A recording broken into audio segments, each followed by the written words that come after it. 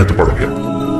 उसने बड़ा जोर लगाया, खजाने के मुंह खोल दिए, लेकिन इतनी बड़ी सल्तनत, कहाँ तो खजाना भी पूरा नहीं आ रहा था, क्योंकि उस वक्त सारा इन्हिसार था बारिश पर। बारिश नहीं होती थी तो खेत खलियान बंजर हो जाते थे।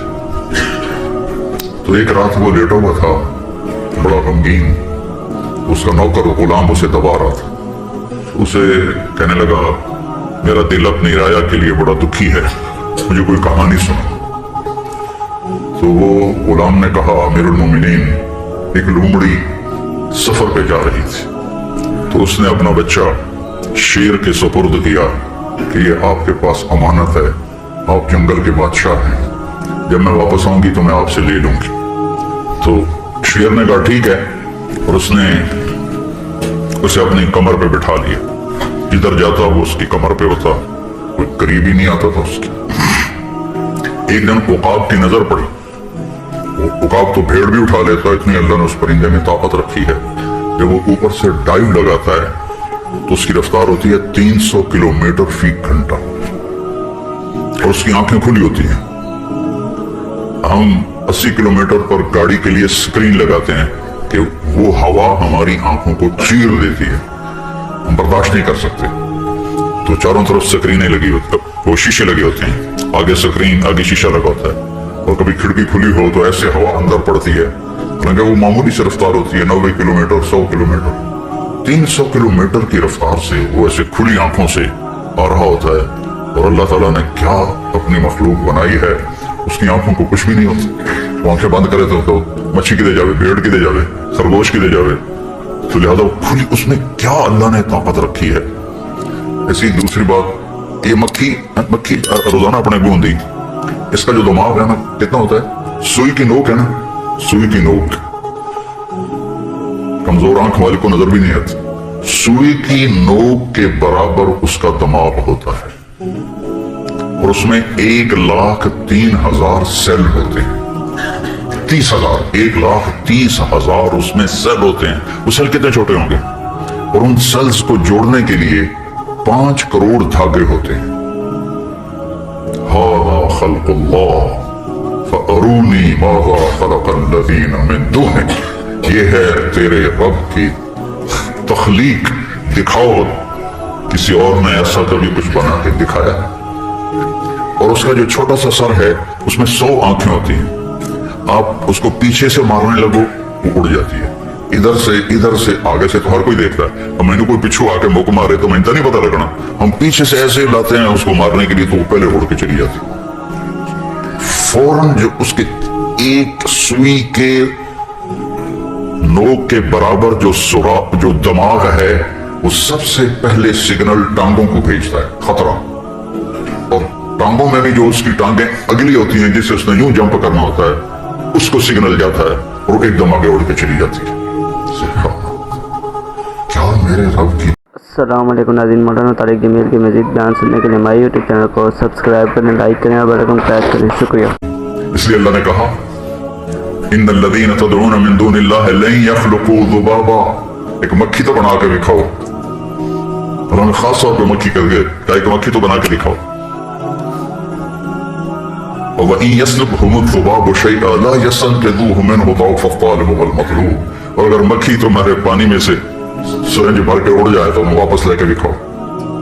कितनी खूबसूरत मिसाल है। फिर हमारे बर्रे सगीर में पीरों के आगे हाथ जोड़ रहे हैं, कब्रों के आगे हाथ जोड़ रहे हैं, अल-मदद अल-मदद। ओ पागलो, मदद सिर्फ अल्लाह ही करता है, मदद सिर्फ अल्लाह ही। इतनी खूबसूरत मिसाल अल्लाह ने दी कि जिनसे तुम मदद मांगते हो मैं मुझे छोड़कर, उनसे कहो मक्खी बना के दिखाओ। और मक्खी उनके सालन में से, पानी में से एक सिक लेके उड़ जाती, उनसे कहो ए पानी वापस लेके दो सब। इतनी बड़ी मिसाल है। अल्लाह तो शहरक से ज्यादा करीब, हर वक्त सुनता है। तो ये मेरे रब की मखलूक है, 300 किलोमीटर से वो आता है और उसकी आंखें खुली होती। तो यहाँ क्या अल्लाह ने लगाया है कि इतनी तेज हवा भी उसकी आंखों के पर्दे को हिला नहीं सकती। 80 किलोमीटर से बस हो जाते हैं, जब मोटरसाइकिल वाले ऐनक ला के जाते। उकाब आया, वो बच्चे को उठा के ले गया। अब शेर उकाब से क्या लड़ता। कुछ दिनों बाद लोमड़ी आई, कहा बादशाह सलामत मेरा बच्चा। कहा बीबी वो तो उकाब ले गया। वो कहने लगी आप जंगल के बादशाह, मैं तो आपको दे के गई थी। कहने लगा बीबी अगर वो जंगल की आफत होती तो मैं जरूर उससे लड़ता, तो आसमान की आफत थी उससे मैं कैसे लड़ता। तो ये किस्सा सुना के कहने लगा अमीरुल मोमिनीन, ये जो बारिश नहीं हो रही, अगर ये जमीन की आफत होती तो आप इसका मुकाबला करते, ये तो आसमान की आफत है, उसको मनाओ जो ऊपर है। मेहदी ने कहा जल्दी से वुजू का पानी लाओ। उसने उसी वक्त ला के पानी दिया, मुसल्ला बिछाया और वो नफल पढ़ के सजदे में गिर गया और रोते रोते रोते रोते मुसल्ला तर कर दिया। और उसके सजदे से उठने से पहले बिजली की चमक और बादलों की गरज ने कहा हम आ गए, हम आ गए, तेरा रब आ गया, तेरा रब आ गया। और पूरे मुल्क में बारिश, पूरे मुल्क में, और अल्लाह ने कहत को दूर फरमा दिया। अब ये स्मोग है या धुंध है या क्या बला है, ये हमारे बदअमालियों का नतीजा है। फनजअल लानतल्लाहि अलल काज़िबीन, अल्लाह ताला ने या तो काफरों पर लानत भेजी है या झूठे पर लानत भेजी है। अब मुझे बताओ फैसलाबाद के बाजारों में या यही जो मिल्लत रोड की दुकानें हैं या चारों तरफ, चलो मेरे जिले मुल्तान की बात कर लो, आप फैसलाबाद वाले नाराज हो जाओगे, कोई सच्चा आदमी तो दिखाओ जो सच बोल के सौदा कर रहा हो। इन दफ्तरों में चले जाओ, कोई रिश्वत के बगैर काम कर रहा। सूद, झूठ, कत्ल, जिना के अड्डे, शराब के अड्डे, जुए के अड्डे, कब्जा फरोख्त, गरीबों पे जुल्म, बादशाहों का जुल्म तो होता ही है। तो आज थोड़ा सा ताकत वाला अपने से कमजोर पर जुल्म करता चला जा रहा है। तो एक देखो कि गुनाहों ने किस तरह हमें अपनी लपेट में लिया हुआ है। और नाम रखा पाकिस्तान है, जमीन तो सारी पाक है। मेरे नबी ने कहा जुइलत लियल अर्दु मस्जिदन व तहूरा, पहली उम्मतों की नमाज सिर्फ उनके इबादत खाने में होती थी और कहीं भी नहीं होती थी। सुभान अल्लाह। और मेरे नबी ने कहा मेरे लिए अल्लाह ताला ने पूरी जमीन को मस्जिद बना दिया है और पाक करने वाला बना दिया है। पाक करने वाला कैसे बना दिया है? पानी कोई नहीं, मिट्टी से हाथ मारते मुंह से मारो, तो दुए हाथ मारते हैं करो, तो चलो भाई तुम्हारा वजू हो गया, नमाज पढ़ो। तयम्मुम किसी उम्मत को नहीं मिला, वजू ही करना है, हमें तयम्मुम मिला। और गुस्ल की जरूरत पड़ जाए फिर भी पानी कोई नहीं, तो बस ऐ काम नहीं। अम्मार बिन यासर सफर में थे, उनको इख्तिलाम हो गया, नहाने का वो सोच में पड़ गए कि वजू के लिए तो सिर्फ मुंह पे और कोहनियों तक हाथ मारना होता, तो मैं इंसान गुस्ल की जरूरत है, तो मैनू की करना चाहिए? उन्हें कपड़े ला देते थे रेत से, कदी एंजन कदी सब पुट्ठे सीधे हो के उन्हें सारा रेत दा गुस्ल कर ले। सफर से वापस आए, अल्लाह के नबी को अर्ज किया तो आप हंस पड़े।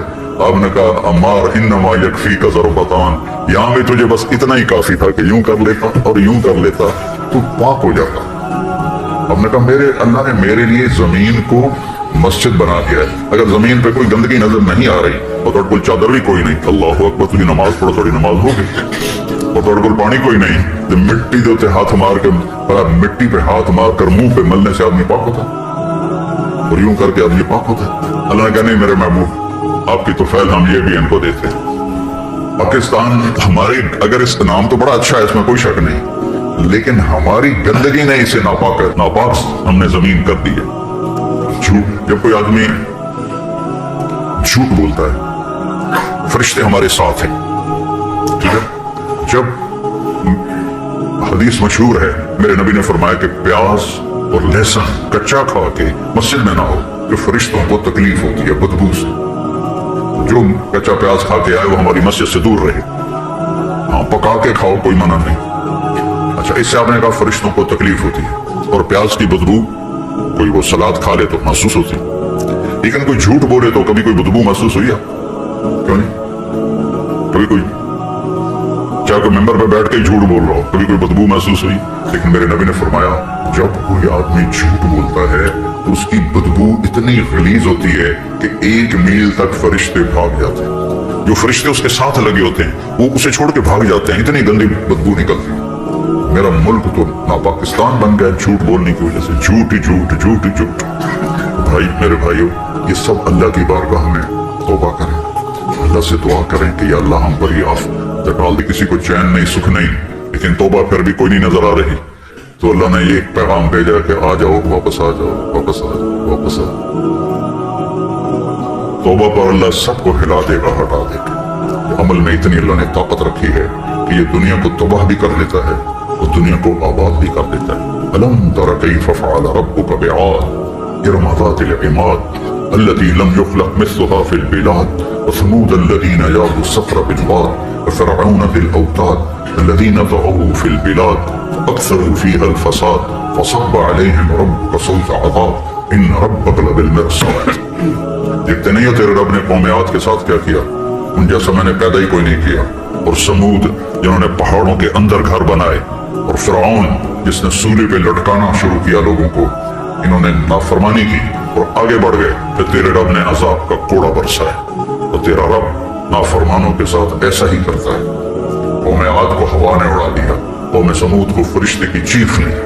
फरसलना अलैहिम रिहन सरसरा फी अय्यामिन नहिसात, हमने फिर हवा भेजी सनसनाती हुई मनहूस दिनों में। फतरल कौम फीहा सरआ, अल्लाह ने उनको उठा के ऐसे पटक के मारा। 40-40 हाथ उनके कद होते थे, 50-50 फुट 80-80 फुट। तो उनको ऐसे टकराया आपस में, तो उनकी गर्दनें अलग हो गई, थोड़ा अलग हो गया। अल्लाह ने कहा देखो कि मैं खजूर का मुड्ढ होता वहीं पे। और अखदतहुम सैहा, कौम समूद पे फरिश्ते ने चीख मारी, उनके रंग नीले काले हो गए, कलेजे फट गए, दिल फट गए उनके। फिरौन को अखज़नाहु वजुनूदहु फनबज़नाहुम फिल यम्म वहुम मुलीम, फिरौन को उसके लश्करों को पकड़ के हमने समंदर में डाल दिया। वो ऐसे ही लानत के मुस्तहिक थे, हालांकि उनकी ताकत में कोई कमी नहीं थी। हम तो चलो शोर मचा रहे हैं, हमारी इकॉनमी बड़ी कमजोर है इसलिए हम तबाह हो रहे हैं। अरे इसलिए नहीं तबाह हो रहे हो, हम इसलिए तबाह हो रहे हैं कि हम अल्लाह के नाफरमान हो गए। इस नाफरमानी से हम तौबा करें। लवजदुल्लाह तव्वाबर रहीमा, अल्लाह ऐसा मेहरबान है, कहता है एक बार आओ तो सही में सारे ही माफ कर दें। झूठ मोड़ दी तौबा ही कर लो, मैं माफ कर दें। तो उसकी रहमत उसके गुस्से पर हावी है। कतब रब्बुकुम अला नफ्सिहि रहमा, तुम पे रहम करना मैंने अपने ऊपर फर्ज कर लिया है। एक दफा मैं बहुत रोया इस तिलावत में ना, इस आयत को पढ़ते हुए, कि मुझे ख्याल है अगर अल्लाह ये कहता कतब रब्बुकुम अला नफ्सिहिल गज़ब, तुम्हारे रब ने तुम पे गज़ब उतारना फर्ज कर लिया है, तो हम तो कुत्ते बंदर बिल्ले सूअर बन जाते। कि अल्लाह तेरा शुक्र है तूने खुद ही अपने ऊपर फर्ज कर लिया कि मैंने तुम पे रहम करना है।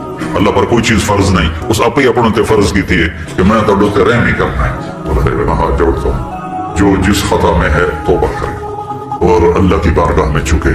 अल्लाह इस आफत को हमसे दूर करे।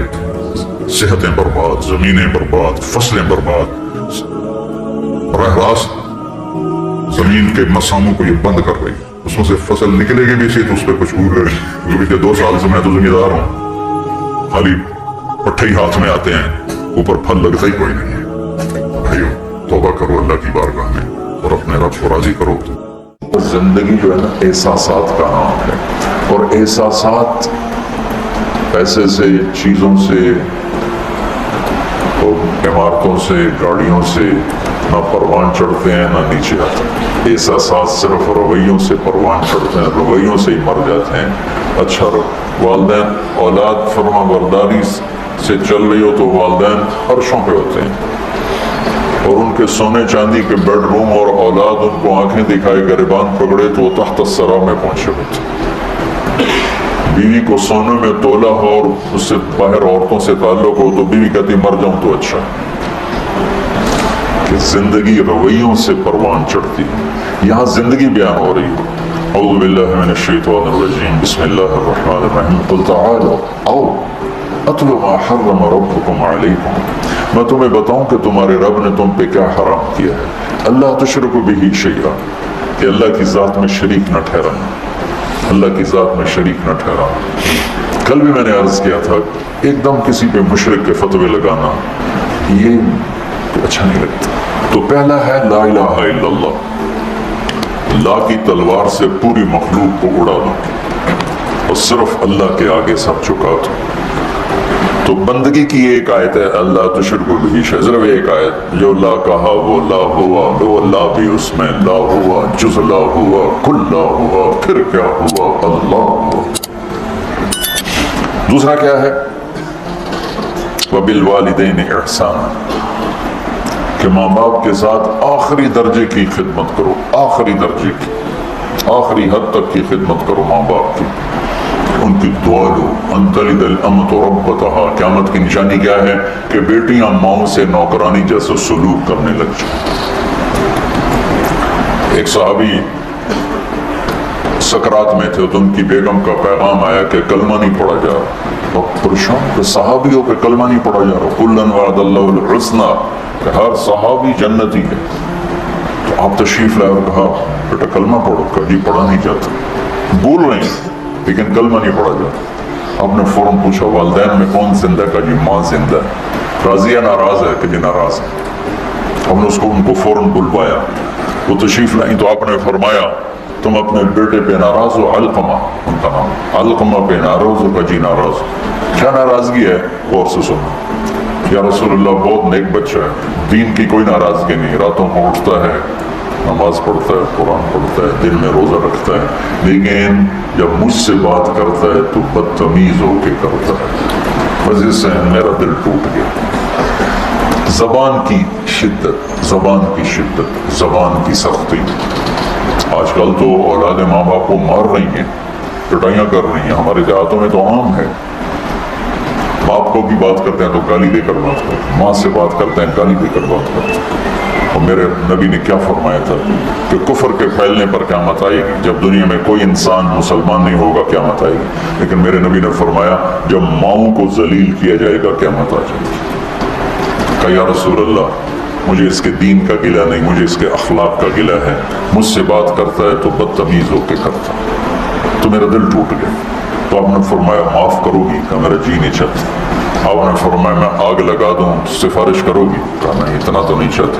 کہ تو نے معاف نہ کیا تو سیدھا اللہ کی آگ میں جائے گا۔ کہا اچھا یا رسول اللہ میں معاف کرتا ہوں۔ آپ نے کہا کہو لا الہ الا اللہ، تو نے لا الہ الا اللہ کا ہر جان نکل گئی۔ پھر آپ نے ان کے جنازے میں شرکت فرمائی اور ان کے تدفین میں شرکت فرمائی، اور دفن کے بعد فرمایا سنو جس نے ماں باپ کو دکھ دیا اس پہ اللہ کی لعنت، اس پہ فرشتوں کی لعنت، اس پہ زمین آسمان کی لعنت، نہ ان کی نماز قبول ہے، نہ روزہ قبول ہے، نہ صدقہ قبول ہے۔ تو بالوالدین احسانا، کہ والدین کے احسان کیا ہوتا ہے؟ کسی عمل کو اعلیٰ سے اعلیٰ درجے پر کرنا، اس کا نام عربی میں احسان ہے، ہماری اردو میں احسان اور معنی میں آتا ہے۔ وَلَا تَقْتُلُوا أَوْلَادَكُمْ مِنْ إِمْلَاقٍ نَحْنُ نَرْزُقُكُمْ وَإِيَّاهُمْ، اپنی اولاد کو بھوک کی وجہ سے قتل مت کرو، ہم تمہیں بھی دیں گے اور ان کو بھی دیں گے۔ سورہ بنی اسرائیل میں یہی آیت ہے لا تقتلوا اولادکم خشیۃ املاق نحن نرزقهم وإیاکم، یہاں ہے لا تقتلوا اولادکم من املاق نحن نرزقکم وإیاہم۔ یہ قرآن کی خوبصورتی ہے، یہ قرآن کا حسن ہے، یہ قرآن کا جمال ہے، سبحان اللہ۔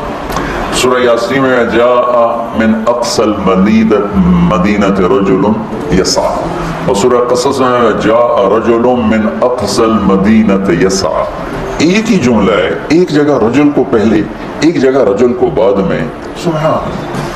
اذ ارسلنا الیہم اثنین فکذبوہما فعزلناہم بثالث، وہ تین جو انبیاء آئے تھے ان کو لوگوں نے جھٹلایا تو ایک آدمی ان کی مدد حبیب نجار ان کی مدد کے لیے دوڑتا ہوا آیا۔ یہ نہ کوئی یہاں موت کا مسئلہ ہے نہ زندگی کا مسئلہ ہے، تائید اور تردید کا مسئلہ ہے۔ قوم رد کر چکی ہے، وہ چاہتا ہے کہ ان کی تائید ہو، تو یہاں رجل آخر میں ہے۔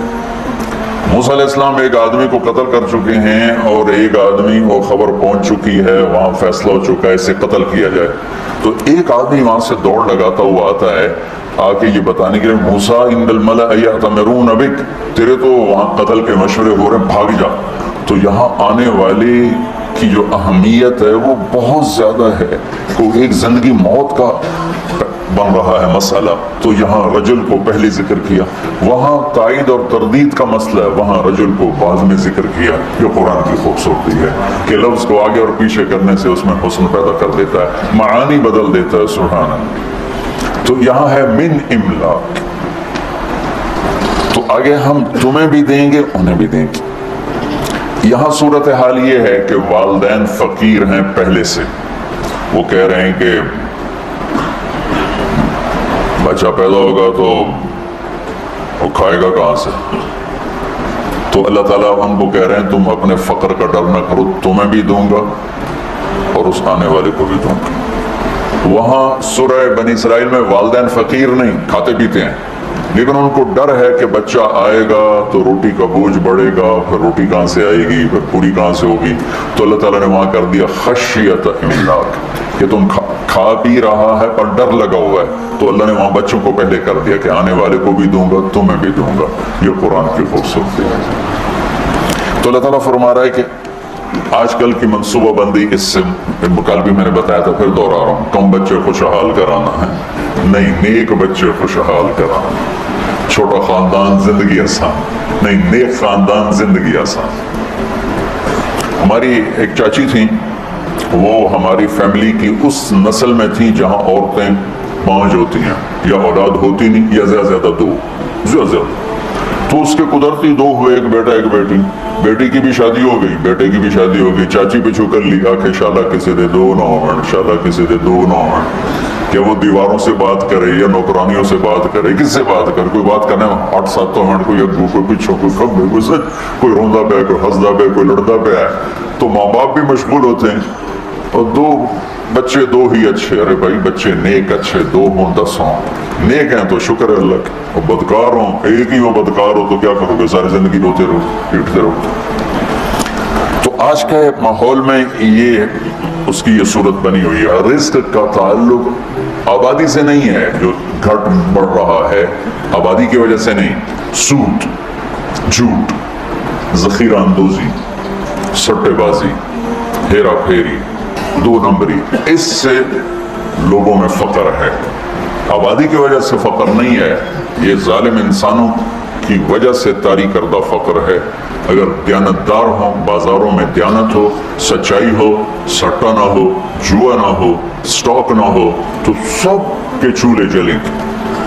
مدت سے لگ رہی تھی لب بام تک ٹکی، تھک تھک کے گر گئی نگہ انتظار آج. وہ اکھیاں تھک کے واپس آ جائیں گی، نہ سچا ملے گا، نہ دیانتدار ملے گا، نہ منصف ملے گا. ظلم و ستم سے بھرا ہوا اسلام کے باوجود جو ذلت ہے، تو اس کی 3 وجہ ہیں. ہم جھوٹ بولتے ہیں، ہم ظلم کرتے ہیں، ہم دھوکہ دیتے ہیں. اور جو قوم سچ بولے اور دیانتدار ہو اور انصاف کرے، وہ کافر بھی ہوگی تو اللہ ان کو عزت دے گا. اور مسلمان ہوں گے تو دونوں جہان کی عزت پائیں گے، کافر ہوں گے تو اس جہان کی عزت پائیں گے، آگے تو ایمان پہ فیصلہ ہے. اور جس قوم میں جھوٹ ہو اور دھوکہ ہو اور ظلم، اللہ نے ذلیل کرے گا، چاہے ساری قوم رات کو تہجد پڑے دن میں روزہ رکھے. یہ اللہ کا ایک عالمی قانون ہے. وَلَا تَقْتُلُوا النَّفْسَ الَّتِي حَرَّمَ اللَّهُ إِلَّا بِالْحَقِّ. اور کسی کو قتل مت کرو، کسی کو قتل مت کرو. کہ قتل کرنے والے پر فَجَزَاؤُهُ جَهَنَّمَ خَالِدًا فِيهَا، تو غضب اللہ علیہ 3، وَلَعَنَهُ اللَّهُ 4، وَأَعَدَّ لَهُ عَذَابًا عَظِيمًا 5 عذاب اللہ نے قاتل کے لیے سنائے ہیں: غضب اور لعنت اور جہنم اور ہمیشہ کی جہنم اور عذاب عظیم. اور جب انصاف کمزور ہوتا ہے تو پھر ظلم و ستم شروع ہو جاتا ہے. ہماری عدالتیں انصاف ہی نہیں دیتی، ہمارے جج بکے ہوئے، ہمارے وکیل بکے ہوئے، اور ان سے پہلے ہمارے عوام ظلم و ستم کی انتہا کیے ہوئے ہیں کہ بے گناہوں کے نام بھی پرچے میں لکھوا دیتے ہیں، اور وہ بھی قتل کے. مولی عباد اللہ صاحب جیلوں میں جاتے ہیں، میں بھی ان کے ساتھ گیا ہوں لیکن زیادہ نہیں. کتنے بے گناہ لوگ وہاں سزائیں بھگت رہے ہیں. یہ تو کل ہو گئی تھی، میں نے اس کو دوبارہ دہرا دیا چونکہ یہ زندگی سے متعلق اور بہت اہم مضمون تھا، اس لیے میں نے اس کو دوبارہ دہرایا. پھر اللہ کہتا ہے ذالکم وصاکم بہ لعلکم تعقلون. یہ تمہارا رب تمہیں وصیت کر رہا تھا کہ تم عقل والے بنو. میں نے کہا تھا ارض واسعہ، سرسبز زمین، گل و گلزار سے بھری ہوئی زمین کو ارض واسعہ کہتے ہیں. وہ کلام جو دل کی زمین کو گل و گلزار بنا دے اسے وصیت کہتے ہیں. تو اللہ کہہ رہا ہے یہ میں تمہیں بار بار وصیت کروں گا. وصا، اوصا ایک دفعہ، وصا بار بار. یہ وہ مضمون ہے جو بار بار بیان ہونا چاہیے. اور میری یہ ایک فریاد ہے کہ ہمارے خطیبوں نے ان مضامین کو بیان کرنا چھوڑ کر انتہائی غیر ضروری چیزوں کو منبر پر آ کے بٹھا دیا. پھر اس کے بعد اللہ تعالیٰ دوسری وصیت فرماتا ہے وَلَا تَقْرَبُوا مَالَ الْيَتِيمِ إِلَّا بِالَّتِي هِيَ أَحْسَنُ حَتَّى يَبْلُغَ أَشُدَّهُ. یتیم کے مال کے قریب نہ جانا سوائے خوبصورت طریقے کے، یہاں تک کہ وہ بالغ ہو جائے. یہ یہاں یتیم کے مال کے قریب یہ اس معاشرت کا حکم ہے. اس زمانے میں جہاد ہو رہا تھا، شہادتیں ہوتی تھیں، جوان بچیاں بیوہ ہو جاتی تھیں، چھوٹے بچے یتیم ہو جاتے تھے، اور معاشرت اسلامی تھی، ان کی فوری شادی ہو جاتی تھی. تو شہید ہونے والا یا ویسی جوانی میں مر جانے والا، اس کی کوئی جائیداد ہوتی تھی. یہ شادی کرنے والا ان یتیم بچوں کا بھی کفیل بنتا تھا، اور اس کے باپ کی طرف سے جن کو جائیداد ملتی اس کا بھی کفیل بنتا تھا. تو عربوں میں یہ پہلے سے دستور تھا.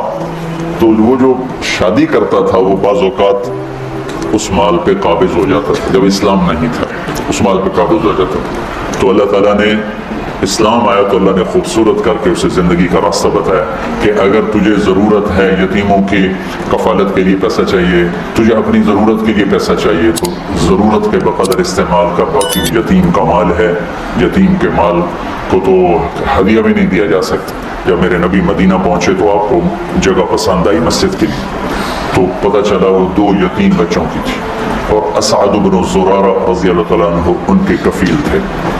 تو آپ نے ان کو بلا کر فرمایا کہ یہ زمین ہمیں چاہیے مسجد کے لیے. ان کا یا رسول اللہ ہم گفٹ کرتے ہیں مسجد کے لیے. کہا نہیں، یہ یتیم کا مال ہے، یہ گفٹ نہیں ہو سکتا. وہ بڑے ہوتے بالغ ہوتے پھر ٹھیک تھا، وہ بچے ہیں اور تم وکیل ہو، تم نہیں گفٹ کر سکتے.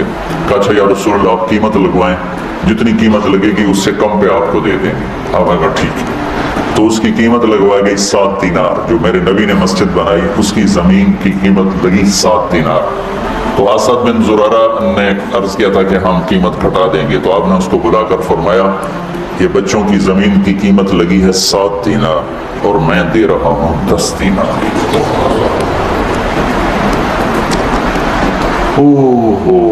آج کل ایک اور بڑی بے حسی، مجھے اس پر یہ یاد آ گیا. کوئی بھائی پھنس جائے نا، نقصان ہو جاتا ہے، فراڈ ہو جاتا ہے، پھر وہ اپنا گھر بیچنے پہ آتا ہے یا پلاٹ بیچنے پہ آتا ہے یا دکان بیچنے پہ آتا ہے، تو روپے کی چیز 4 آنے کی قیمت لگاتا ہے.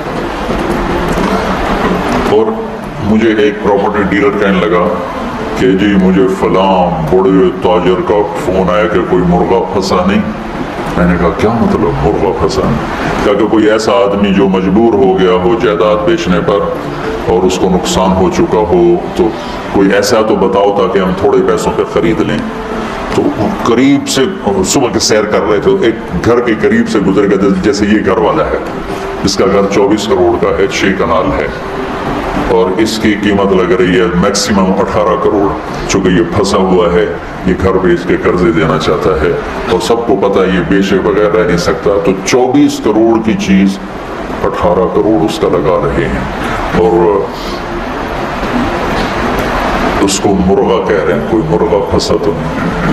میں نے کہا اگر میں ہوتا تو میں 24 کروڑ کے 30 کروڑ دیتا.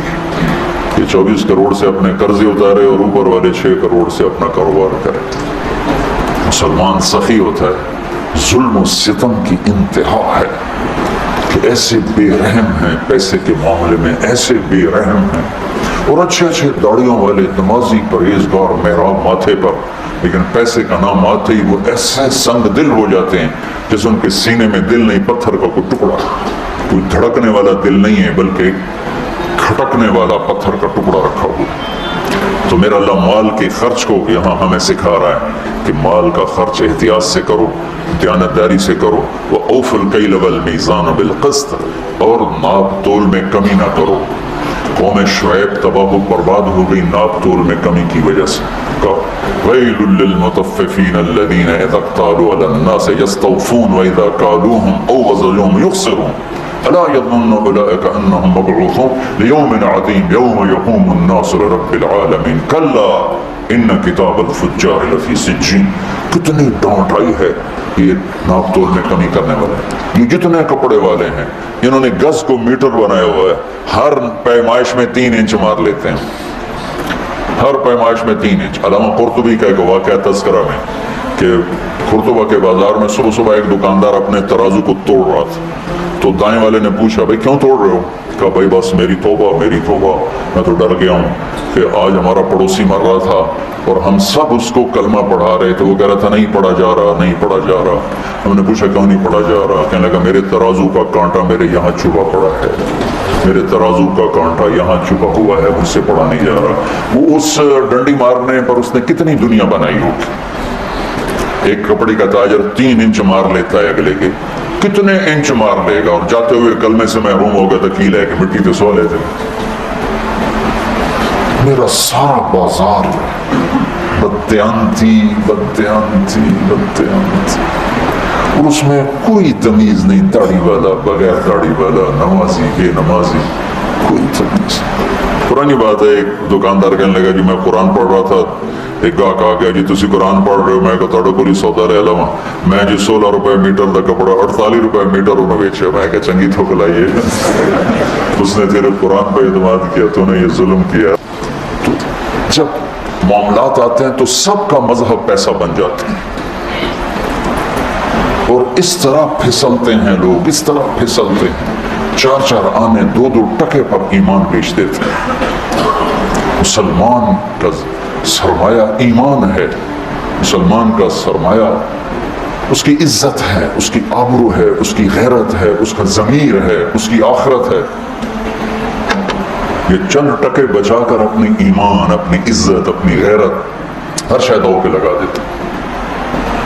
یہاں ہمارے عزیزوں میں سے ایک نے اپنے بچے کو بٹھایا ایک دکان پر، وہ دکان والے داڑھی والے نماز مسجد میں جا کے پڑھتے ہیں جب اذان ہوتی، اور 4 مہینے بعد اس کو بھگا دیا۔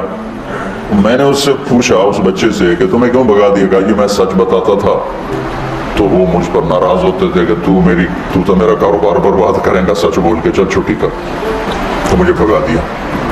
میں بیٹھا تھا، ایک نوجوان آیا، کہا جی میں آگمنٹن میں رہتا ہوں کینیڈا، ایک یہودی کے سٹور پر کام کرتا ہوں، اس کا فرنیچر کا سٹور ہے۔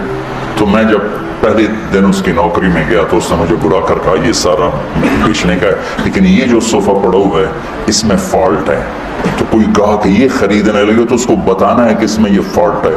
تو جو کہ میں پاکستانی تھا، میں نے کہا جی چھپانا ہے کہ بتانا ہے؟ انہوں نے کہا میرے بھائی بتانا ہے، چھپانا نہیں، بتانا ہے۔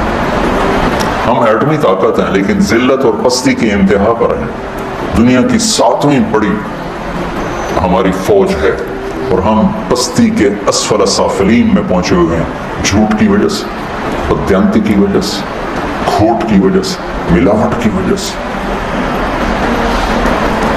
انسانیت اور انسانی اقدار ملیا میٹ کر کے رکھتے، تو میرا اللہ کہتا ہے اوفوا الکیل والمیزان بالقسط، کہ تولو صحیح تولو، ناپ تول کے تولو، اور کمی بیشی سے بچو۔ عبید رحمت اللہ علیہ ایک کپڑے کے تاجر تھے، تو ریشمی تھان 400 کا اور ناخالص ریشمی ناخالص 200 کا۔ بچوں کو بٹھا کے گئے کسی کام، واپس آئے تو ایک آدمی تھان لے کے نیچے اتر رہا تھا، تھان تھا ناخالص ریشم۔ کہنے لگے بھائی کتنے میں لیا ہے؟ کہا جی 400۔ 400 جی کم مہنگا ہے؟ کہا جی نہیں ٹھیک ہے، میرے گاؤں میں 500 کا بکے گا، مجھے 100 درہم کا نفع ہے۔ کہا تو 300 اور کما سکتا ہے؟ کہا ابھی آپ کون ہوگا؟ میں دکان کا مالک ہوں، ان کو ساتھ لے لیا۔ بیٹے سے پوچھا یہ 400 کس لیے مانگا؟ بھول گئے تھے یا جان بوجھ کے؟ کہا میں نے 400 مانگا، اس نے دے دیا، شرن اب کوئی قباحت نہیں، اس نے مانگا۔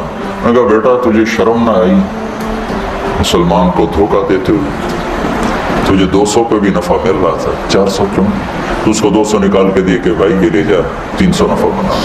جب یہ تجارت تھی تو جھنڈا پوری دنیا پہ لہراتا تھا۔ اب یورپ کی دکان پہ جاؤ، مال واپس کرو، خوشی سے لے لیں گے، یہاں لکھا ہوتا ہے خریدا ہوا مال واپس نہیں ہوگا۔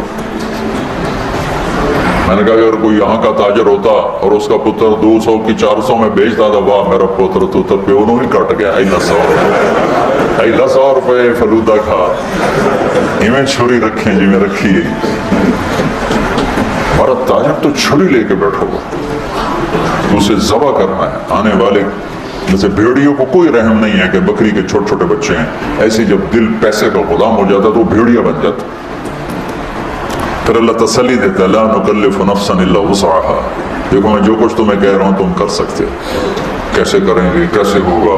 اللہ کہتا ہے میں نے کوئی ایک بات بھی تمہاری ہمت سے زیادہ نہیں سنائی۔ یہ آیت تسلی کے لیے، کچھ بڑی بڑی ہمت والی باتیں آ رہی، نماز پڑھنے واسطے تو ایک لوٹا پانی چاہیے، 10 منٹ چاہیے، کیڑی قربانی ہے؟ سچ بولنے کے لیے پسینہ آ جائے، صحیح تولتے ہوئے پسینہ آ جائے، مال کا عیب بتاتے ہوئے خبر لگ جائے گی۔ وہ میں نے بیان کیا تو ایک ہمارا دوست ہے، اس کا شو روم ہے، تو ہماری جماعت گئی پشاور، اس کا بہت بڑا شو روم ہے، تو میں اس کو ملنے گیا تو وہ مجھے دکھا رہا تھا، تو ایک گاڑی کھڑی تھی، ٹویوٹا نہیں، کہنے لگا یہ گاڑی دیکھ رہا ہوں، کہا یہ 1 سال ہوا ہے نہیں بک رہی تمہاری وجہ سے۔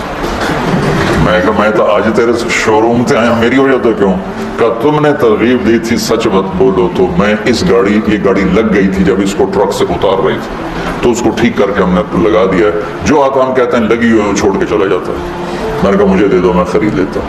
اس وقت ٹویوٹا 5 لاکھ کی تھی، کہنے تمہیں جرمانہ کیوں ڈالوں، انشاءاللہ بک جائے گی، لیکن میں نے سوچا سچ ہی بولنا ہے، جھوٹ نہیں بولنا۔ 1 سال وہ گاڑی کھڑی رہی، ابھی ہماری جماعت وہیں تھی کہ اس کا فون آیا کہ میری گاڑی بک گئی، میں نے فالٹ بتایا تو بھی بک گئی۔ تھوڑا سا اللہ دیکھتا ہے پھر دروازے کھول دیتا ہے، اس لیے کہتا ہے لا نکلف نفسا الا وسعها، جو تمہیں بتا رہا ہوں نا تم کر سکتے ہو، تمہاری ہمت سے اوپر میں نے کچھ نہیں بتایا۔ وَإِذَا قُلْتُمْ فَاعْدِلُوا وَلَوْ كَانَ ذَا قُرْبَىٰ وَبِعَهْدِ اللَّهِ أَوْفُوا ذَٰلِكُمْ وَصَّاكُمْ بِهِ لَعَلَّكُمْ تَذَكَّرُونَ، اور جب بولو تو انصاف کا بولو، فَاعْدِلُوا، چاہے یہ گواہی تیرے رشتہ دار کے خلاف ہی جاتی ہو، لیکن بولو تو سچ بولو۔ اس سے مراد صرف گواہی نہیں ہے، قلت اس لیے قلتم کا لفظ ہے جس میں وسعت ہے، ولو کان ذا قربا میں اشارہ ہے کہ اگر تمہیں کہیں اپنے رشتہ دار کے خلاف بھی سچ نظر آئے تو بولو، گواہی کا لفظ نہیں ہے۔ قلتم کے اندر گواہی بھی ہے، اور قلتم کے اندر عموم ہے، جب بول انصاف کا بول، یعنی ایسا بول نہ بول جو کسی کی عزت کو اڑا دے، کسی کی پگڑی کو اچھال دے، کسی کی عزت نفس کو ذبح کر کے رکھ دے، کسی کی بیٹی کی عزت اچھل جائے، کسی کے بچے کی عزت اچھل جائے، ایسا بول نہ بول۔ یہ صرف عدالت کی گواہی کی حد تک نہیں ہے، عدالت کی گواہی کی حد تک نہیں، میرا مستقل مضمون ہے زبان کی حفاظت کرو، زبان کی حفاظت کرو، ماں باپ کے آگے سنبھل کے بولو، بیوی کے آگے سنبھل کے بولو، بچوں کے آگے، ہر انسان کے آگے سنبھل کے بولو، جہاں خون کے رشتے ہیں وہاں بہت زیادہ سہ جاؤ، تھوڑی دیر کی تکلیف ہوگی، پھر اللہ تمہیں ایسی راحت دے گا کہ اس کا مزہ ہوگی۔ پی جا ایام کی تلخی کو بھی ہنس کے ناصر، اللہ اس کی بخشش کرے، میرا دوست تھا ناصر، پی جا ایام کی تلخی کو بھی ہنس کے ناصر، غم کے سہنے میں بھی قدرت نے مزہ رکھا، جب سے تم نے مجھے دیوانہ بنا رکھا ہے، سنگ ہر شخص نے ہاتھوں میں اٹھا رکھا ہے۔ صبر میں بھی ایک لذت ہے، ایک مٹھاس ہے، جیسے غصہ نکالنے میں ایک تسلی ہوتی ہے، بعد میں پشیمانی کے انبار لگ جاتے ہیں، پی جانے میں ایک کڑواہٹ ہوتی ہے، اور بعد میں راحت اور انبساط اور فرحت کے دروازے کھل جاتے ہیں۔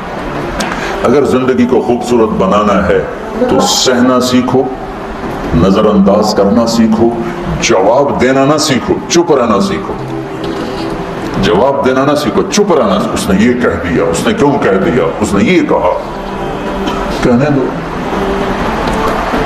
گزر جاؤ، تو اللہ تمہیں اندر کو ٹھنڈک پہنچا دے گا۔ کلمۃ العدل فی الغضب والرضا، یہ اس کی اصل تفسیر ہے کہ ہر حال میں زبان سے بولو، نپا ہوا، تلا ہوا، صحیح، ہم انسان ہیں، کبھی بریک فیل ہو جائے گی تو ہو جاتا، کلمہ نہیں، لیکن یہ عادت نہ ہو جائے تو اللہ سے توبہ یا اللہ معاف کرو، جس سے زیادتی ہوئی اس سے معافی ہو، تلافی، اور پھر ہمت کر کے پھر سفر شروع کریں، پھر گر پڑیں گے، کیا ہوگا؟ گرتے ہیں شاہ سواری ہی میدان جنگ میں، یہ تو جنگ ہے نفس کے ساتھ، جو خوفناک جنگ ہے، جو ہر آن ہر گھڑی جاری ہے، کبھی وہ جیتے گا، کبھی ہم جیتیں گے، جب وہ جیتے گا ہم روئیں گے، معافی مانگیں گے اللہ سے بھی، جس سے زیادتی ہوگی اس سے بھی، تو اللہ تعالیٰ اس پر ہمارا اللہ خوش ہوگا، اور اللہ ہمیں آہستہ آہستہ نفس مطمئنہ نصیب فرما دے۔ فَإِذَا قُلْتُمْ فَعْدِلُوا، زبان کے بول کو عدل والا بنا دے۔ لقمان علیہ السلام کا فرمانا، بیٹا چپ رہنے پہ کبھی نہیں پچھتایا، ہمیشہ اپنے بول پہ پچھتایا۔ ابو دجانہ رضی اللہ تعالیٰ عنہ فرماتے ہیں، جو بدری صحابی، احد کے صحابی، حدیبیہ کے صحابی، سارے سفروں میں اللہ کے نبی کے ساتھ رہے، ایسے چند لوگ ہیں، 1.25 لاکھ صحابوں میں چند لوگ ہیں جو ہر سفر میں ساتھ رہے، اور یہ یمامہ کی جنگ میں شہید ہوئے۔ اور یہ فرماتے ہیں کہ لوگوں، میرے پاس بخشش کا سب سے بڑا عمل یہ ہے کہ میں نے آج تک اپنی زبان سے کسی کو دکھ نہیں پہنچایا، اور میرے دل میں کسی کی نفرت نہیں ہے۔ سبحان اللہ، سوچو تو صحیح، ایک آدمی جنگ بدر میں شریک ہوتا ہے اور اللہ تعالیٰ ان کو کہتا ہے جاؤ جو مرضی کرو میں نے معاف کر دیا، تو وہ کہتے ہیں میں جنگ بدر میں شریک ہوں، میری بخشش کا سب سے بڑا عمل۔ وہ حدیبیہ میں شریک ہوا، لقد رضی اللہ عن المؤمنین، وہ کہتے ہیں میرا حدیبیہ کا عمل میری بخشش کا ہے کہ اللہ نے کہا میں راضی ہو گیا۔ وہ اور احد کی جنگ میں آپ نے تلوار اٹھائی ہے، کون لے گا تلوار؟ تو کئی لوگ کھڑے ہو گئے، آپ نے کہا اس کا حق کون ادا کرے گا؟ پھر سارے بیٹھ گئے، 3 آدمی کھڑے رہے، عمر، زبیر، ابو دجانہ رضی اللہ تعالیٰ عنہ۔ تو آپ نے وہ تلوار ابو دجانہ کو دی، تو زبیر رضی اللہ تعالیٰ عنہ کو خیال آیا کہ میں اس سے بڑا شاہ سوار ہوں، اور تھے بھی اس میں کوئی شک نہیں، کوئی شک نہیں، 1000 پہ بھاری تھی، مجھے تلوار نہیں دی، اس کو کیوں دی ہے؟ اللہ ارین ما یصنع، میں دیکھوں گا یہ کیا کرتا ہے۔ تو ابو دجانہ نے تلوار پکڑی اور سرخ پٹی باندھی، انا الذی عاہدنی خلیلی ونحن بالصفح لدى النخیل الا اقوم الدهر في القیول واضرب بسیف اللہ ورسولی، آج میں دکھاؤں گا اللہ کے رسول کی تلوار کا حق کیسے ادا کیا جاتا ہے۔ سارے اشعار کا خلاصہ، اور ایک طرف سے جو حملہ کیا قریش کی صفوں کو چیرتے ہوئے پار نکل گئے، اور زبیر بھی پیچھے پیچھے، آگے عورتیں کھڑی تھی، ہندا گانا گا رہی تھی، نحن بنات طارقی نمشی علی النمارق مشی القتل بوارق المسک فی المفارق والدر فی المخالق ان تقبلوا نعانق وتدبروا نفارق فراق غیر وامق، یہ قریش کو ابھارنے کے لیے۔ جب ابو دجانہ بڑھے تو ساری عورتیں بھاگی، اور ہندا پہ ایسا روپ تاری وہ بھاگ نہیں سکی، تو انہیں ایسے تلوار اٹھائی، اس کی چیخ نکلی، اور یوں اس کے سر پہ تلوار رکھ کے یہ واپس ہٹائی۔ پیچھے زبیر تھے، کہنے کہ یہ کیا کیا ہے؟ ہاں میرے نبی کی تلوار ہے، عورت کے خون سے گندا کروں نہیں۔ پھر واپس ہٹائی، پھر حملہ کیا، پھر صفوں کو چیر دیا۔ آگے ایک ہاتھی جیسا نوجوان تھا ڈیل ڈول میں، زبیر کہنے لگے میری جی میں ہے، اس سے ٹکر لے تو پھر میں دیکھوں کتنے پانی میں۔ قدرتی آمنے سامنے ہوگی، اور ایسی زور کی دونوں میں ٹکر ہوئی کہ بہادری اور دلیری بھی آش آش کر اٹھی، اور دائیں بائیں کے لوگ متوجہ ہو گئے ان دونوں کی جنگ دیکھنے کے لیے، تھوڑی دیر کے لیے رک گئے، ایسی خوبصورت ان کی جنگ اور دلیری اور بہادری کے، رک گئے ایک دفعہ قدم، اس نے وار کیا، ابو دجانہ کی ڈھال ٹوٹ گئی اور اس کے کندھے کو زخمی کر دی۔ ابو دجانہ نے وار کیا، اس کی ڈھال توڑ کے تلوار یہاں لگی، 2 ٹکڑوں میں چیر کے پھینک دیا، کیوں؟ اور پھر چہرے سے ٹوپی ہٹا کر کہا ماذا ترى انا ابو دجانہ، کیا دیکھتے ہو؟ میں ہوں ابو دجانہ۔ یہ بندہ اتنے بڑے بڑے فضائل والا ان باتوں کی وجہ کہتا ہے کہ میری بخشش کا سب سے بڑا عمل یہ ہے کہ میں نے آج تک اپنی زبان سے کسی کو دکھ نہیں پہنچایا، اور میرے دل میں کسی کے بارے میں بغض نہیں۔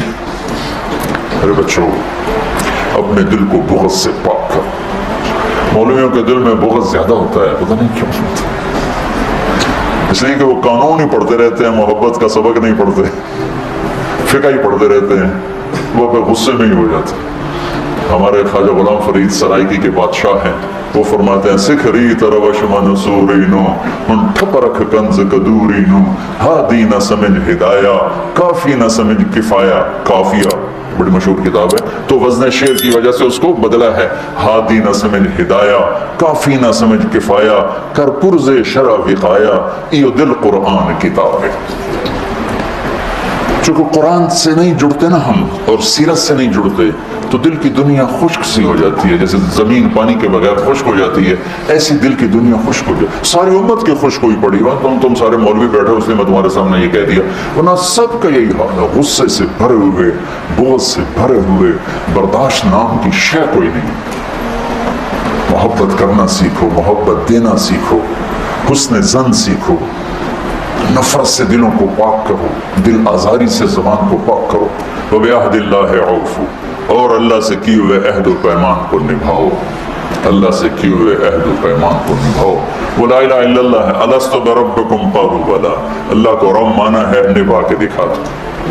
فَلَكَ ذَلِكُمْ وَصَّاكُمْ بِهِ لَعَلَّكُمْ تَذَكَّرُونَ. یہ اگلی وصیت ہے جو اللہ تمہیں کر رہا ہے کہ شاید تمہیں کچھ یاد آ جائے. پھر آگے اللہ خوشخبری سناتا ہوا أَنَّ هَذَا صِرَاطِي مُسْتَقِيمًا یہی ہے میرا سیدھا راستہ. فَاتَّبِعُوهُ اسی پہ چلنا. وَلَا تَتَّبِعُوا السُّبُلَ دائیں بائیں چھوٹے رستوں پہ نہ جانا. فَتَفَرَّقَ بِكُمْ عَنْ سَبِيلِهِ یہ تمہیں اصل راستے سے ہٹا دے گا. یہ ہے فرقہ واریت کہ ان مسائل پہ لڑنا جن کا نہ جنت سے تعلق ہے نہ جہنم سے تعلق ہے جس کا نہ آخرت سے تعلق ہے نہ دنیا سے تعلق ہے. تو میرا اللہ کہہ رہا ہے ان چکروں میں نہ پڑنا. ہاتھ یہاں باندھنے ہیں کہ یہاں باندھنے ہیں کہ چھوڑنے ہیں. رفع الیدین کرنا ہے یا چھوڑنا ہے. سورۃ فاتحہ پڑھنی ہے یا نہیں پڑھنی ہے. یہ بھی کوئی لڑنے کی چیز ہے. سیدھا راستہ امت بنے گا. ہم علماء دیوبند کے شاگرد ہیں. وہ ہمارے لیے بنیان کی طرح ہے لیکن چولا ہمارا امت بنے کا کرتا ہمارا امت بنے کا ہے. میں تم سب کو یہ کرتا پہنانا چاہتا ہوں کہ ہم علماء دیوبند کی تشریح دین پر راضی ہیں اور ان کے دلائل کو ہم قبول کرتے ہیں لیکن باقیوں کو عزت دیتے ہیں احترام کرتے ہیں. ہم کرتا پہنتے ہیں محمدی. آگے میرے نبی کے دین کی تشریح میں عقائد میں بھی اختلاف ہے اعمال میں بھی اختلاف ہے ترجیحات میں بھی اختلاف ہے. یہ سب انشاءاللہ جنت میں جائیں گے. جو لا الہ الا اللہ محمد رسول اللہ کا قائل ہے اسی پہ مر گئے انشاءاللہ جنت میں جائے گا. ہم نہ ٹھیکیدار بنے اے بھی کافر اے بھی کافر اے بھی کافر اے بھی کافر. جنت کہیں جاؤں نا ویلی بھائی رہے گی. تو اللہ کہتا ہے یہ ہے میرا سیدھا راہ. اور اس میں آپ دیکھو کہ سب اخلاقیات سب بس ایک لا تشرکوا بہ شیئا اشارہ کیا عقیدے اور عبادت کی طرف. وَبِعَهْدِ اللَّهِ أَوْفُوا دو باقی سب اخلاق اخلاق اخلاق. اور پھر آخر میں کہ یہ ہے اصل دین. اصل دین ہیں یہ چیزیں. ان اقیموا الدین ولا تفرقوا فیہ. دین ایک ہی ہے. جو اصول ہیں جو فرائض ہیں جو اخلاقیات ہیں تمام اہل مکتب اہل فکر اہل مسلک اہل مذہب کون کہے گا جھوٹ بولو.